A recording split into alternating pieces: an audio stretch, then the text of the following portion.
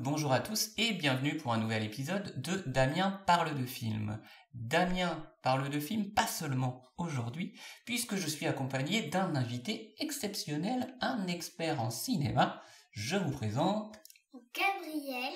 Bonjour Gabriel. J'ai 8 ans et demi et aujourd'hui on va vous parler des films Lego. Et alors, il y en a combien ces films Lego? Est-ce que tu peux me les citer?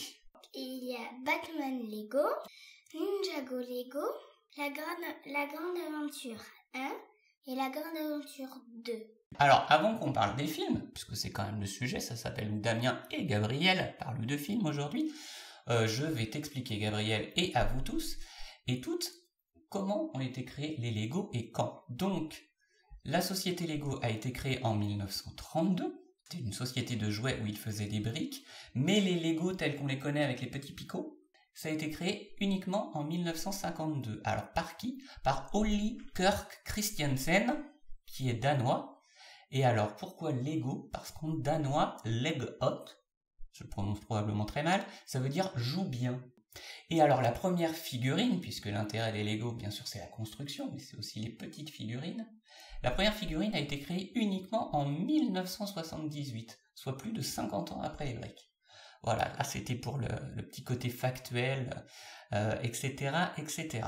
Donc au début, Lego c'est des jouets, donc comment est-ce qu'ils en sont arrivés au cinéma? Je sais pas trop quoi dire. C'est pas grave, je peux t'expliquer. Oui, dis quelque chose. Eh ben du coup, dans les années 90, même dans les années 80, à partir des années 80, il y a justement le boom des jeux vidéo, c'est-à-dire que les enfants et les jeunes jouent de plus en plus aux jeux vidéo et donc délaissent les jouets plus classiques comme les jeux de société ou justement les jeux de construction.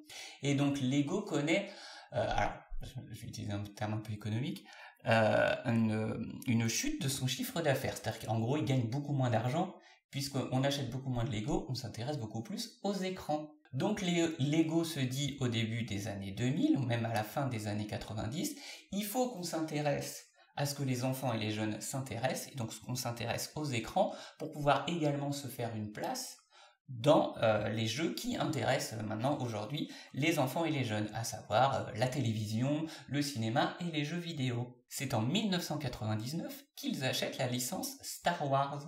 Comme ça, ils commencent à créer des figurines et des sets Star Wars en 1999. Et 2 ans plus tard, ils obtiennent la licence d'un film que tu connais peut-être, je sais pas si tu as des Lego de ce genre, la licence Harry Potter en 2001. Dans Harry Potter Lego, tu peux inventer des choses et pas qu'inventer que ce que tu vois dans les films. Et quand, par exemple, tu viens de finir un Harry Potter, ça te donne de l'imagination pour faire des histoires que toi t'inventes.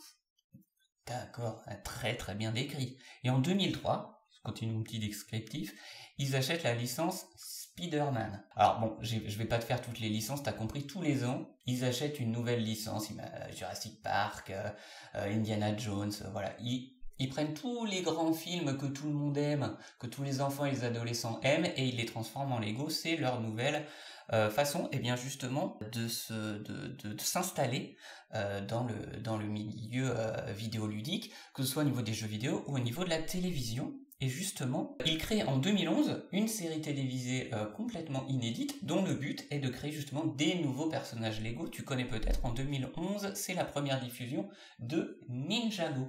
Ninjago, j'ai vu toutes les saisons, c'est une histoire de ninjas qui partent à l'aventure. En tout, il y a 11 saisons et beaucoup de gens aiment Lego Ninjago parce que c'est de quoi ça parle? C'est un truc d'aventure. Ça parle à chaque fois de ninjas qui doivent combattre quelque chose. Par exemple, il y a un méchant qui s'appelle Garmadon. Je retiens pas tous leurs noms, mais il y en a plein. Voilà, et dans la dernière saison, il y a 2 méchants. Et donc 11 saisons, donc on peut constater que c'est par le biais, cette fois-ci, de la télévision, que Lego réussit à vendre des nouveaux jouets là où d'habitude, eh bien, ils créaient eux-mêmes des personnages simplement Lego en espérant qu'on s'intéresse à leur nouveau set de jouets. Donc là, ils passent justement par la télévision comme une grande publicité géante. Finalement, ils font cette série télé Ninjago.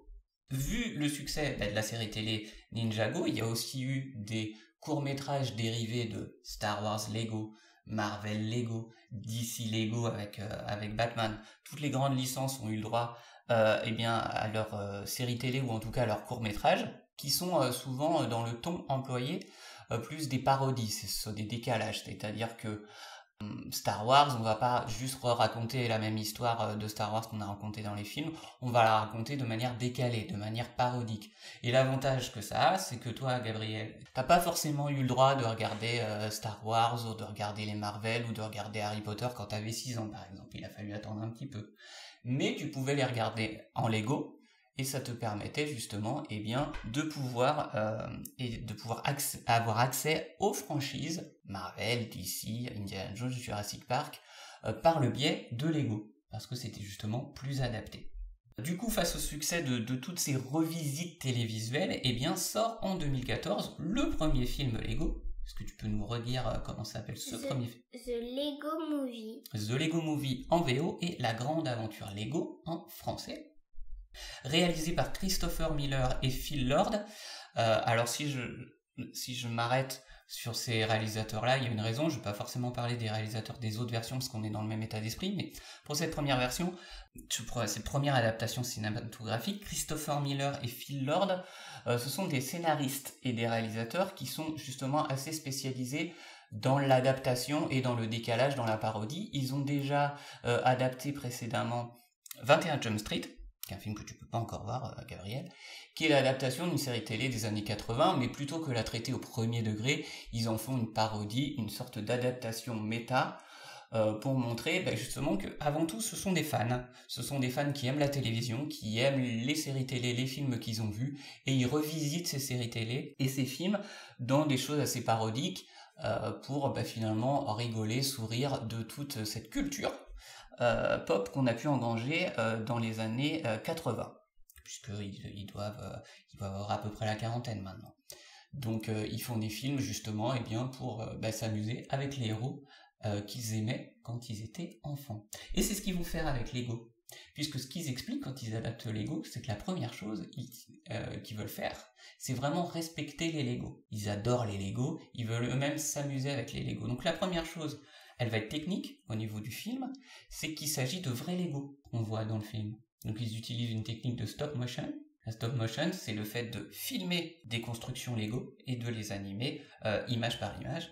On voit vraiment des Lego s'animer, c'est pour ça que visuellement c'est plutôt intéressant. Alors l'histoire de La Grande Aventure Lego, est-ce que tu t'en souviens, Gabriel? Non, pas trop. Alors je vais te rafraîchir la mémoire, le héros s'appelle Emmett. Ah oui, c'est vrai. Et il est constructeur il construit des immeubles. C'est ça, il construit des immeubles. Après, je m'en souviens pas trop. Il construit des immeubles, donc justement le fait que le héros soit un constructeur pour une aventure Lego, justement c'est plutôt ironique, c'est plutôt rigolo, mais surtout il construit des immeubles sans âme. Il vit dans une société où il faut surtout pas être trop créatif, il faut pas déborder, il faut être vraiment, tout le monde doit penser de la même manière, tout le monde doit être uniforme, il faut surtout pas avoir des idées qui dépassent. Et Emmett, c'est un héros, mais c'est un héros un peu timide, et puis c'est un héros surtout très très gentil, et c'est pas comme ça qu'on a l'habitude de décrire les héros d'habitude. Les héros d'habitude, c'est des personnages forts, comme Batman, qu'on voit dans le film également. Des héros forts, des héros indestructibles, et Emmett, c'est tout l'inverse de ça. Donc le film essaye aussi de te montrer que tu peux très bien être gentil et naïf, et être un héros, ça n'empêche pas. Donc ça, c'est plutôt bien pour ça. Et la grande qualité de ce film Lego, on va en arriver avec mon premier point, c'est que c'est un film pour enfants, et que souvent, les films pour enfants, ils ont tendance à s'adresser qu'aux enfants. Donc quand t'es parent et que tu accompagnes ton enfant au cinéma, tu te sens un peu délaissé, tu te sens pas trop concerné par le film. Et c'est dommage, parce que du coup, l'expérience de cinéma, ça fait de toi qu'un accompagnateur. Ça fait que le cinéma, il est là pour faire garderie un peu. Et c'est dommage, puisque L'expérience de cinéma, c'est bien quand elle peut être transmise, quand on peut s'en parler, quand on peut échanger. Et c'est de quoi parle justement le film Lego, puisque ce qui est mis en avant dans le film Lego, c'est la créativité. Je sais pas si tu te souviens, Gabriel, mais le méchant de la grande aventure Lego, il s'appelle Lord Business. Et Lord Business, lui, il veut justement que dans ce monde, ce soit uniforme, que ce soit tout pareil, et que surtout il n'y a rien qui déborde. Et en fait, on va découvrir que toute l'histoire de la grande aventure Lego, elle se passe dans la tête d'un petit garçon. Et qu'en fait, Lord Business, c'est l'incarnation de son papa qui veut pas que l'enfant touche à ses Lego à lui. Parce que les Lego, c'est pas fait pour jouer, c'est pour construire sérieusement. Et en fait, le papa, à la fin du film, il va se rendre compte que tu peux mélanger les personnages, tu peux mélanger les univers Lego. Ça permet de valoriser ta créativité, ça permet de faire travailler ta créativité, et surtout, ça permet d'avoir justement un échange, un moment agréable entre le père et le fils. Et du coup, ça touche autant les enfants qui ont vécu une belle aventure avec les Lego, et ça touche bien sûr les parents qui réalisent que, on peut jouer avec son enfant, et que Lego permet ça. Et puis surtout, comme c'est des vrais Lego qui s'animent devant nos yeux, ça donne envie, nous aussi, derrière, d'aller jouer avec des Lego. Donc c'est le grand point positif, c'est qu'on n'est pas face à un film simplement pour enfants, mais à un film familial qui touche justement tout le monde, et un vrai film de fans de Lego. Donc Lego réussit vraiment à valoriser son activité et à valoriser son produit à travers ce film, et surtout nous offre une vraie expérience cinématographique, un vrai spectacle, au-delà du simple placement de produit dans un film, en tant que spectateur et en tant que parent. Est-ce que tu peux nous dire, après la grande aventure Lego, quels autres films sont sortis ? Il y a Ninjago le film en 2017, mais c'est pas le seul film qui est sorti. Il y avait aussi Lego Batman. En 2017 aussi. Oui, c'est ça. Et en 2019, la grande aventure Lego 2. C'est le 2. C'est le 2. Ok. Est-ce que tu te souviens de ces films à peu près ? Qu'est-ce que tu peux nous en dire, de ce que tu te rappelles, hein ? Lego Ninjago, c'est comme après les premières saisons de Ninjago, c'est Garmadon qui veut envahir la ville, donc il faut les sauver. Après, Lego Batman, je m'en souviens plus trop quand même. La grande aventure Lego, je m'en souviens que de petits personnages quand même. Ok. Pas trop.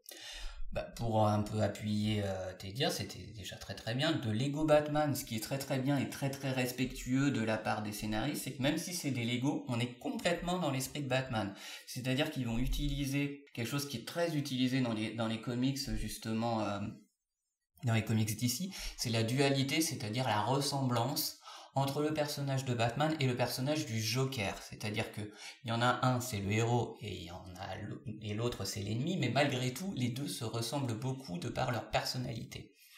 Et c'est ce dont parle Lego Batman. C'est-à-dire que tout l'univers de Batman développé par DC Comics, mais qui est un peu sombre, et pas forcément accessible pour les enfants, à travers cette parodie, toujours ce détournement, Lego réussit à faire une adaptation finalement assez fidèle de l'univers Batman, et cette fois-ci adaptable pour les enfants. Mais si vous accompagnez votre enfant voir Lego Batman et que vous aimez Batman aussi, vous ne serez pas déçus, puisque vous retrouverez malgré tout en comédie, tout l'univers de Batman. Donc ce qui est quand même à souligner chez Lego, c'est ça, c'est ce respect qu'ils ont pour les héros initiaux, que ce soit quand ils adaptent Jurassic Park, Marvel ou DC à chaque fois. Ninjago, c'est la même chose. Là où la série télé, elle est un peu traitée au premier degré, où c'est une série d'aventures pour les enfants, le film, lui, est en léger décalage, légèrement parodique, justement pour qu'on puisse l'adresser à des parents et qui s'ennuient pas devant justement des ninjas en Lego. La force des films aussi, alors ça c'est surtout valable pour le premier, mais les autres c'est le cas aussi, c'est que comme c'est des films de cinéma, ils vont faire appel à des acteurs de cinéma. Celui qui double Emmett, qui fait la voix d'Emmett, c'est Chris Pratt. Chris Pratt, c'est lui qui fait Star-Lord dans Les Gardiens de la Galaxie. Donc on a plein d'acteurs connus comme ça qui viennent prêter leur voix au Lego, et ce sont pour la plupart tous des acteurs de cinéma. Donc Lego fait une vraie adaptation cinématographique à travers ces quatre films pour proposer vraiment un divertissement autant pour les petits que pour les grands, comme je l'ai expliqué. Et à ce titre, comme c'est un jouet qui va vers le cinéma, je voulais le comparer avec un autre film qui est l'adaptation d'une autre enseigne de jouets. C'est Playmobil le film. Alors j'ai pas donné l'année de Playmobil le film, mais il sort en 2019. Est-ce que tu te souviens de Playmobil le film? Oui, un peu. C'est l'histoire de quelques enfants, une fille et un garçon. Et le garçon, il est dans une sorte de... Ils sont dans une sorte de ville... Ils ont fait une ville Playmobil. Et le garçon, il tombe dans cette ville Playmobil. Mais la fille aussi. Donc la fille aussi, vu qu'ils sont à côté. Et le garçon, donc, il se transforme en sorte de chevalier. Et la fille, je sais plus trop en quoi elle se ressemble, mais... En elle Playmobil. En elle Playmobil, normal. Et il se fait capturer son frère. Et elle va devoir le sauver. Elle se fait quelques amis. Et je crois qu'on retrouve un personnage